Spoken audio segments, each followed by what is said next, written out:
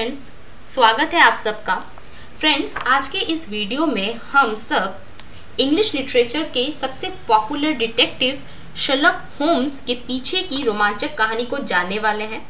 हम ये जानेंगे कि ये जो कैरेक्टर है शर्लक होम्स, इनको किस इंटरेस्टिंग अंदाज से बनाया गया। शर्लक होम्स का निर्माण सर आर्थर कॉनन डॉयल ने 19वीं सदी के अंत में किया था। शर्लक होम्स पहली बार 1887 में अ स्टडी इन स्कारलेट, जो कि एक नॉवेला है, उसमें पहली बार वो दिखाई दिए। डॉयल पेशे से एक चिकित्सक थे, यानी वो एक फिजिशियन थे, और होम्स उन्होंने बहुत ही एक क्रिएटिविटी के साथ बनाया। उन्होंने इस कैरेक्टर के अंदर 3 बहुत ही इंपॉर्टेंट फीचर्स डाले। पहला है डीप ऑब्जर्वेशन, दूसरा लॉजिकल रीजनिंग और तीसरा एसेंट्रिसिटी।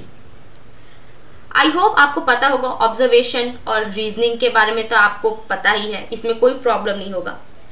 तीसरा जो फीचर है वो है एसेंट्रिसिटी। मैं आपको इसको थोड़ा एक्सप्लेन कर देती हूँ। इसका मतलब ये है कि ऐसे लोग जो नॉर्मल लोगों से थोड़ा अलग सोचते हैं, या फिर उनका जो रहने का तरीका है वो नॉर्मल से थोड़ा अलग है या थोड़ा एक्स्ट्रा ऑर्डिनरी है, ठीक है। ये थोड़ा सा विचित्र टाइप के लोग होते हैं। तो ये 3 फीचर्स के साथ डॉयल ने होम्स को पब्लिक के लिए लॉन्च किया, ठीक है। लेकिन फ्रेंड्स, क्या आप जानते हैं जो कैरेक्टर शर्लक होम्स हैं उनको किस व्यक्ति पर मॉडल किया गया, यानी किसको देखकर ये शर्लक होम्स का आइडिया आया। सर कॉनन डॉयल के मेडिकल स्कूल में एक प्रोफेसर थे जिनका नाम था डॉक्टर जोसेफ बेल, और डॉक्टर जोसेफ बेल अपनी 2 क्वालिटीज़ के लिए बहुत पॉपुलर थे। पहला था डिडक्शन और दूसरा था डायग्नोसिस। तो ये उनके अंदर कुछ रिमार्केबल जैसी स्किल्स थी जिससे कॉनन डॉयल बहुत ही इम्प्रेस हुए और इनको अपने कैरेक्टर होम्स के लिए एक ब्लूप्रिंट बना लिया।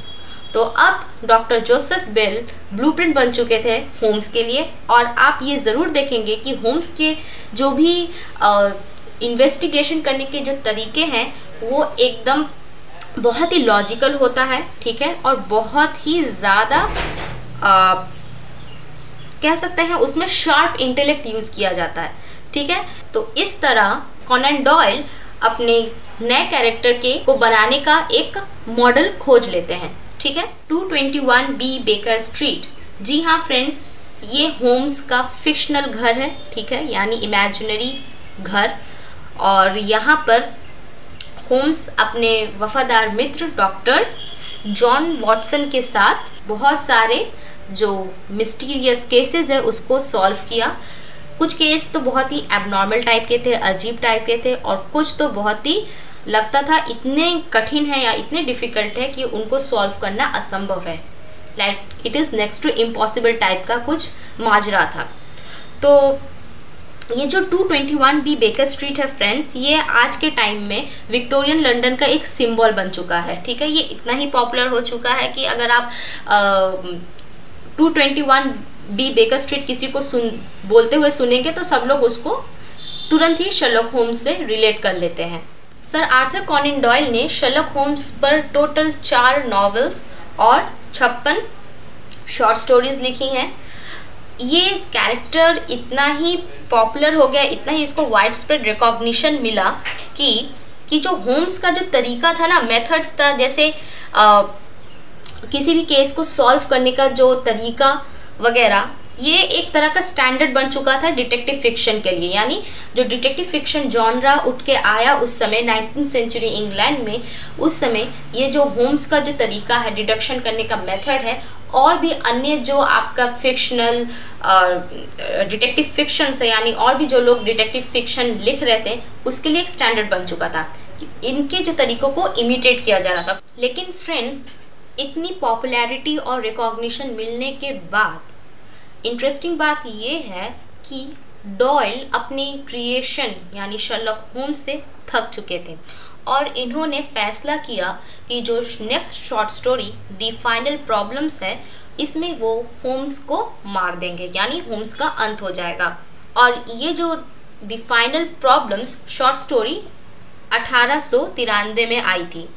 लेकिन फ्रेंड्स, होम्स इतने ही पॉपुलर हो चुके थे लोगों के बीच में कि अब जो कॉनन डॉयल है उनको मतलब एक तरह से मजबूर होकर दोबारा होम्स को रीलॉन्च करना पड़ा अपने दूसरे काम में, दूसरे राइटिंग में, जो कि था the adventure of the empty house.